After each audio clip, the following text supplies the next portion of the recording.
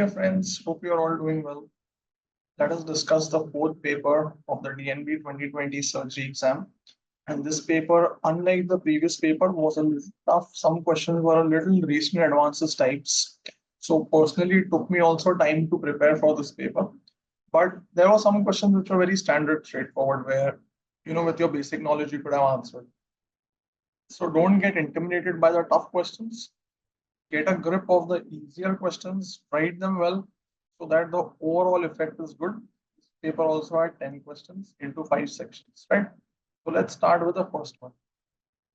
This is one standard normal, done to death kind of a question where they are asking you for 3 marks, the etiology of benign prostatic hypertrophy or benign enlargement and the surgical treatments including recent advances. So it is 3 plus 7. So first part is, why does someone get a prostatomegaly? Typically, advancing age, you all know, you must have seen these patients. Usually after the age of 50 to 60 years, that's when prostatomegaly starts manifesting. And it is believed to be a decline in the testosterone levels and relative increase in estrogen. So when the testosterone will reduce, the sensitivity of the gland will increase to whatever residual estrogen or testosterone acts, causing some parts of the gland to undergo an enlargement. And there are some intermediate growth factors also which may play a role. So this is the basic pathophysiology. A point you must always mention is the gland undergoes enlargement in the transitional zone, also known as the lateral lobes, right? Which is why the urethral compression is very early. So this is the urethra, surrounding which are your lateral lobes, which according to McNeil are your transitional zone. This is your median lobe. This is your posterior lobe or peripheral zone. So normally the benign enlargement will occur over here in the lateral lobes, right? So normally it will occur in these lateral lobes or the transitional zone, making it cause a urethral compression early. So what do you know? Now, these zones are given by zones of McNeil. Also, you must be knowing CA prostate comes from here, which is away from the urethra. Now, what is the effects of enlargement? It will compress the prostatic urethra, thereby causing a bladder outlet obstruction.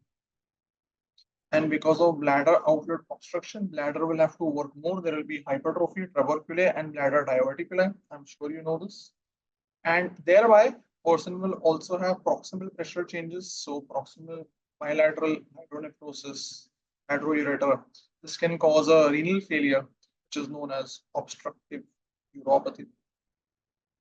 So it's possible that men with a benign prostatomegaly of long-standing duration may have some deranged renal function tests. That is because of obstructive uropathy, because of bilateral hydroureter hydronephrosis. These patients, of course, warrant a surgical treatment because that means the disease is quite advanced. So now let's talk about the surgeries. Need to know 2 things. One are the indications. So of course, the most common indication is severe symptoms. If you see any urologist note, they will always calculate the score. It is called as the PIS-FUN or the FUN-PIS questionnaire, where each component is given a score from 0 to 5. So you get a total score of 35. That is the maximum score. The higher the score, the more severe are the symptoms. Or if you have objective evidence like a very low urine flow rate, or he gets complications like obstructive uropathy, acute retention of urine, and so on. The most commonly done surgery is transurethral resection. That is what is called as TURP. But in olden times and in some places where you don't have a cystoscope, you can do open surgeries. That is Millen's retropubic approach. Then you have transvesical approach, perineal approach, like Freyer's and Young's. So those approaches were there.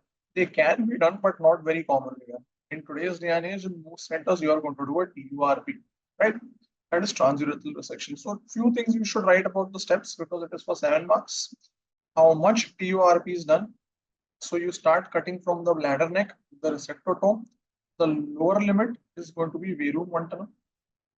Right, laterally you go till you, as much as you can, till you reach the pulse capsule of the prostate, and then you evacuate.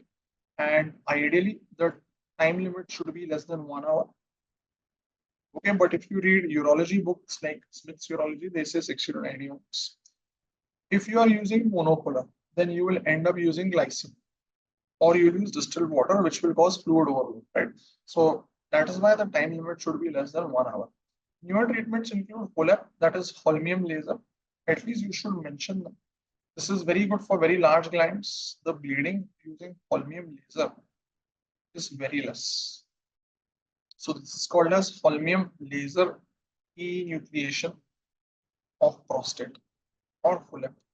Then there are some other, you should at least know the names, like transurethral needle ablation, water vapor ablation, intraurethral stenting. This is done in people who are unfit. At least the stents will relieve the urethral obstruction. These are some of the newer treatments. This is a very standard question. I am sure you should be able to handle this question comfortably. So if your paper begins with a question like this, you should be happy. You'll set a good impression up front. Right. Then you go to the second question. This again, quite standard. You would have managed these patients also. So there are two parts to the question. First part is pathophysiology of head injury, which is for 4 marks. And second is surgical management of raised ICU. This I am sure you would have managed in your life. So pathophysiology should be explained on two fronts. One is called as Monro-Kelly doctrine. Now, what does this doctrine say? I have given you this image from Bailey. You draw this image, it's more than enough. If you write a little bit, which is fine. So what does the doctrine say? It says the skull is rigid. Obviously, it cannot expand, unlike your chest and abdomen, which have a potential to expand. So if there is bleeding in your abdomen can distend, right, to accommodate. But skull, there is no space. The volume of blood flow, brain parenchyma, and CSF remains constant. So if there is a clot or a mass, it will cause compression or reduction in the other components. One of the components is it will reduce the cerebral blood, thereby causing ischemia. This is called as traumatic brain injury or secondary traumatic brain injury. Let's call it secondary traumatic brain injury. So the first injury is what was happening directly, the direct injury to the brain. But the second is the effect of the clot compressing the other structures, reducing the cerebral perfusion, thereby causing an ischemia of the brain. That is called secondary brain injury. But this also can hold good till a certain point. Like how much can the brain be compressed? How much can the vascularity be suppressed? A point will come where the compensation gives way and things start going down.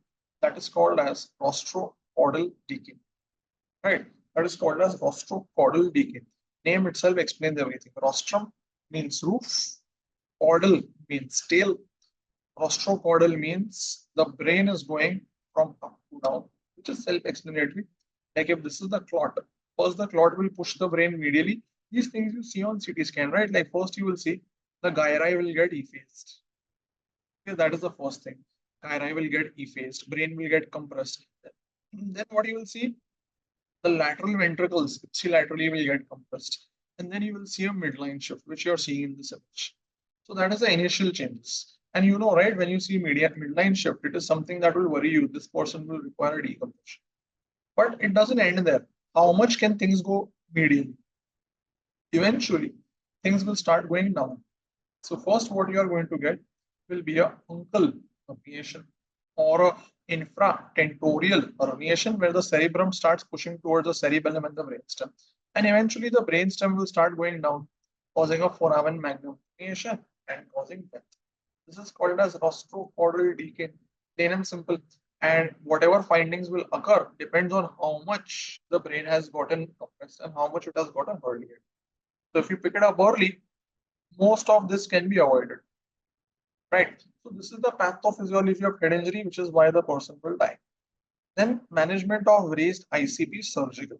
Now this is not only in context of trauma, overall raised ICP, it can be trauma, tumor, or any cause of cerebral edema. So if the ICP is high, what can you do? You need ICP monitoring. Right now, how do you monitor